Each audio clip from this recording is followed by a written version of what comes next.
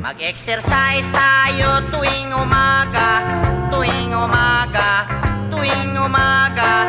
Mag-exercise tayo tuwing umaga upang ang katawan natin ay sumigla. Mag-exercise tayo tuwing umaga, tuwing umaga, tuwing umaga. Mag-exercise tayo tuwing umaga upang ang katawan natin ay sumigla.